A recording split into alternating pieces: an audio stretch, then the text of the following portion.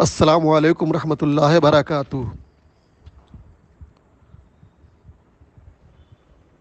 مسلم الثبوت کا صفحہ 5 ہے۔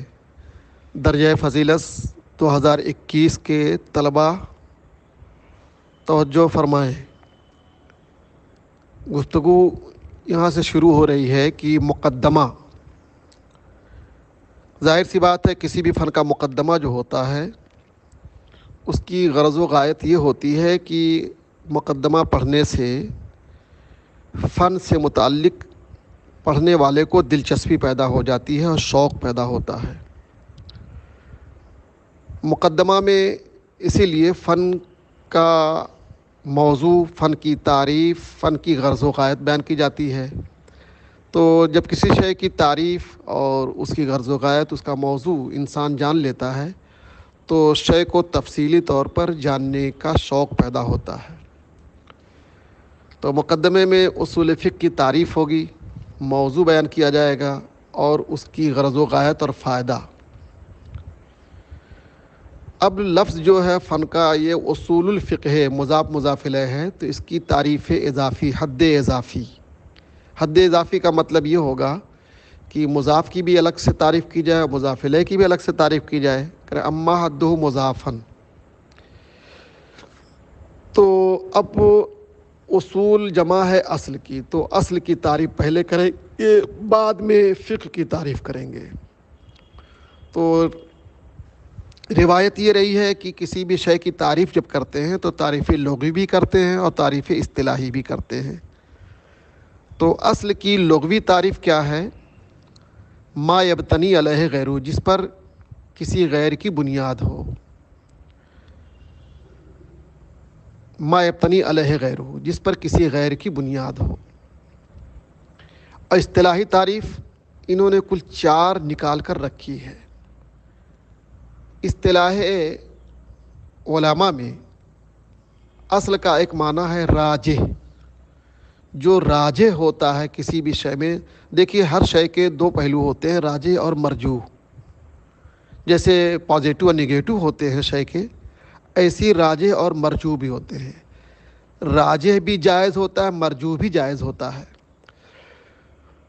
دونوں صحیح ہوتا ہے، لیکن راجح کو ترجیح حاصل ہوتی ہے۔ تو اصل کا ایک اصطلاحی معنی ہے راجح کا۔ جیسے یہ کہا جائے کہ دلائل میں دیکھا جائے تو حدیث کے بنسبت سنت و رسول اللہ کے بنسبت کتاب کو راجحیت حاصل ہے، تو گویا کتاب راجح ہے۔ ایسی کہا جائے کہ انتظامی امور میں، مدرسوں کے انتظامی امور میں اصل ناظم ہوتا ہے، مطلب اسی کو ترجیح حاصل ہوگی انتظامی امور میں، پرنسپل کو نہیں ہوگی۔ تو ایک راجح کا معنی یہ ہے، جیسے کتاب اللہ کہہ دیا، کتاب اللہ اصل ہے بنسبت قیاس کے، اجماع امت کے، بنسبت سنت و رسول اللہ کے، کتاب راجح ہے۔ یعنی جب کتاب اللہ سنت و رسول اللہ میں تعارض ہوگا، دونوں اکٹھا آ جائیں تو ترجیح کس کو ہوگی؟ کتاب اللہ کو ہوگی، یعنی کتاب اللہ اصل ہے، یعنی وہ راجح ہے۔ دوسرا ایک معنی ہے مستصحب، حالت سابقہ کو دیکھتے ہوئے کسی شے پر حکم لگا دیا جاتا ہے، حالت سابقہ کو دیکھتے ہوئے۔ تو گویا ہر شے کی حالت سابقہ اس کی اصل ہے۔ جیسے پانی کی اصل طہارت ہے، مطلب پانی جب پیدا کیا گیا تو پاک بن کر ہی پیدا کیا گیا، پاک کی حالت میں پیدا کیا گیا۔ تو گویا پانی کی اصل یعنی حالت سابقہ اس کی کیا ہے؟ طہارت ہے۔ تو بول دے جاتے پانی کی اصل تو پاک ہی ہے۔ انسان کی اصل کیا ہے؟ مٹی ہی ہے، یعنی انسان اصل میں یعنی حالت سابقہ اس کی مٹی تھی۔ کیسے؟ حضرت آدم کو مٹی سے پیدا کیا گیا۔ تو ایک معنی تھا مستصحب پر بولا جاتا ہے، اصل کا اطلاق اصطلاحاً مستصحب پر اور راجح پر، 2 معنی ہوا۔ ایک تیسرا معنی اصطلاحی ہے قاعدہ۔ قاعدہ ایک ضابطۂ کلیہ ہوتا ہے جس کے تحت بہت سارے جزیات آتے ہیں۔ قاعدہ کہتے ہیں ایسے ضابطۂ کلیہ کو جس کے تحت بہت سارے جزیات شامل ہوں، داخل ہوں. جیسے فاعل کی اصل کیا ہے، یعنی فاعل کے لیے کیا قاعدہ ہے؟ مرفوع ہونا. تو اب جتنے بھی فاعل ہوں گے وہ سب کے سب مرفوع ہوں گے. مفعول بہ کے لیے قاعدہ کیا ہے کہ وہ ضابطۂ کلیہ کیا ہے؟ منصوب ہونا. تو جتنے بھی مفعول بہ آئیں گے ہم اس کو منصوب کہتے جائیں گے، اس لیے کہ منصوب کا قاعدہ کیا ہے؟ مفعول بہ کا قاعدہ کیا ہے؟ منصوب ہونا. فاعل کا قاعدہ کیا ہے؟ مرفوع ہونا. یہ تیسرا معنی ہو گیا. اب چوتھا معنی اصطلاحی دلیل. دلیل کے لیے بھی اصل کا اطلاق ہوتا ہے اصطلاح علماء میں. جیسے اس مسئلے کی دلیل کیا ہے، اس مسئلے کی اصل کیا ہے؟ کتاب اللہ ہے کہ سنت رسول. طہارت فرض ہے تو اس کی اصل کیا ہے؟ قرآن مجید کی کوئی آیت ہے، یا حدیث متواتر ہے، یا اجماع امت ہے، یا قیاس ہے. وطر واجب ہے تو اس کی اصل کیا ہے، یعنی اس کی دلیل کیا ہے کہ وطر واجب ہونے کی دلیل کیا ہے؟ دلیل قرآن سے ملے گی یا حدیث سے ملے گی. تو آپ وہ یہ سمجھیے کہ اصول فقہ جو بولا گیا یا بولا جاتا رہا ہے، یہاں اصول سے مراد کیا ہے؟ ادلہ ہے. یہی چوتھا معنی اصول فقہ میں جو اصل لفظ ہے یہی معنی معتبر ہے. یوں تو چار معنی آپ کے سامنے بھی ذکر کیے گئے، اصطلاحی چار معنی ذکر کیا گیا. ایک معنی ہے راجح، دوسرا معنی اصطلاحی مستصحب ہے، تیسرا معنی اصطلاحی قاعدہ ہے، چوتھا معنی ہے دلیل. اب شرح مختصر الاصول ایک کتاب ہے علامہ ابن حاجب کی.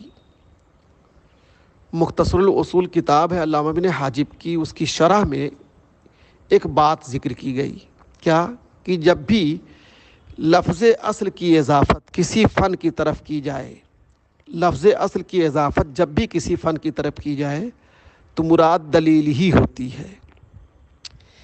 مراد دلیلی ہوتی ہے، یعنی اصول النحو ہو یا اصول الفقہ ہو یا اصول الحدیث ہو.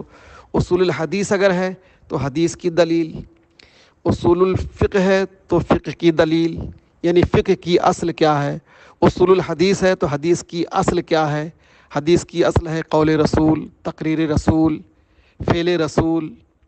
اس طریقے سے تو اصول الحدیث یا اصول الفقہ یا اصول النحو، اصول الصرف جب بولا جائے فن کی طرف اضافت ہو گئی تو اصول کا معنی کیا ہوگا؟ ادلہ ہی ہوگا، مراد دلیل ہی ہوگی. بعض محققین نے کہا ایسی بات نہیں ہے، بلکہ اصول کی اضافت جب کسی فن کی طرف ہو تو اس سے مراد قاعدہ ہوگا. بعض لوگوں نے یہ بات کہی. یہ بات کس نے کہی؟ ملا امان اللہ بنارسی. انہوں نے کتاب لکھی ہے محکم الاصول، اصول فقہ میں. تو ملا امان اللہ بنارسی نے اپنی کتاب میں یہ لکھا کہ اصول کی اضافت، اصل کی اضافت جب کسی فن کی طرف کی جائے تو اصل کا معنی ہوگا دلیل، اور اصول ہو گیا تو جمع ادلہ. اس پر ملا محب اللہ بہاری ناراض ہو گئے کہ ملا امان اللہ بنارسی نے یہ غلط بات کہی ہے، وہ بندہ سمجھ ہی نہیں پا رہا ہے. تو ان پر ایک چارج لگایا، کہا فقط غفل عن ھذا الاصل. جس نے بھی لفظ اصل کو قاعدہ پر محمول کیا وہ اس ضابطے سے غافل ہے. ضابطہ یہ ہے، قاعدہ یہ ہے. یہاں اصل بمعنی قاعدہ، ھذا الاصل میں الاصل بمعنی قاعدہ. ضابطہ یہ ہے کہ جب بھی کسی فن کی طرف لفظ اصل کی اضافت ہو تو وہاں اصل کا معنی قاعدہ نہیں بلکہ دلیل. اور ملا امان اللہ بنارسی نے کہا کہ قاعدہ، کہہ رہے ہیں کہ یہ اس ضابطے ہی سے غافل ہے. ضابطہ یہ ہے فقط غفل عن ھذا الاصل.